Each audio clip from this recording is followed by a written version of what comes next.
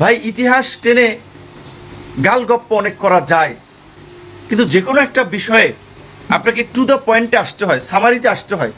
আমরা এই যে 10-15 মিনিট 5-7 মিনিট কথা বলি, টেলিভিশন যখন এটা নিউজ করে তখন কিন্তু কাট করে 1 থেকে 1.5 মিনিট বা 30 সেকেন্ড 50 সেকেন্ডের মূল বক্তব্যটাকে কাট করে, বিকজ প্রত্যেকটা জিনিসের একটা জিস্ট থাকে।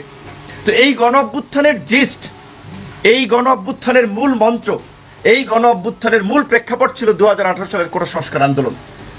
যেই আন্দোলনকে কেন্দ্র করেই, যেই আন্দোলনের মধ্যেই গড়ে উঠেছিল আমাদের ছোট ভাই বন্ধুদের, কিশোর বন্ধুদের নিরাপদ সড়ক আন্দোলন।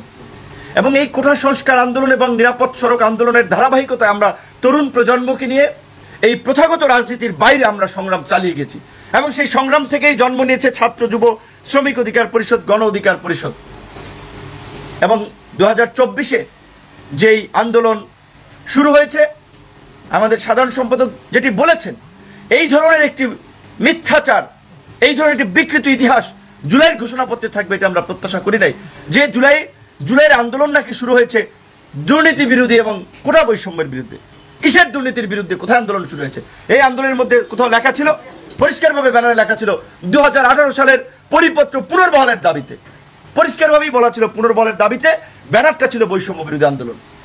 কাজী এই ধরনের উচ্চ শিক্ষিত লোক, জ্ঞানীগুণী লোকেরা একটা খসড়া আপনার দিবেন, সেই খসড়ায় একটা ডাহা মিথ্যা কথা থাকবে, এটা আমরা প্রত্যাশা করেছিলাম।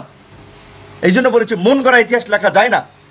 আওয়ামী লীগ 71-এর যে ন্যারেটিভ বিনির্মাণ করার চেষ্টা করেছে, আমরা দেখেছি এই জুলাই গণ অভ্যুত্থান নিয়ে একটি গোষ্ঠী, তাদের মন গড়া একটা ইতিহাস বিনির্মাণ করার চেষ্টা করা হয়েছে। আমরা বিএনপি, জামাত এবং এনসিপির সুস্পষ্ট বক্তব্য চাই।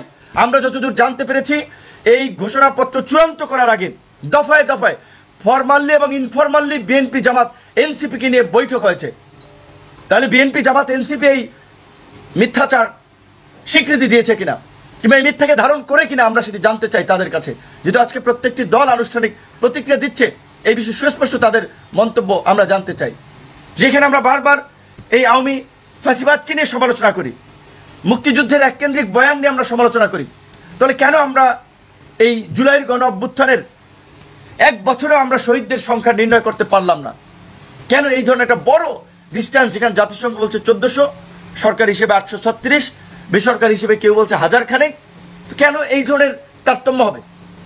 অভ্যুত্থানের 1 বছরের মাথায়ও আমরা একটা সঠিক ইতিহাস জাতির সামনে তুলে ধরতে পারলাম না।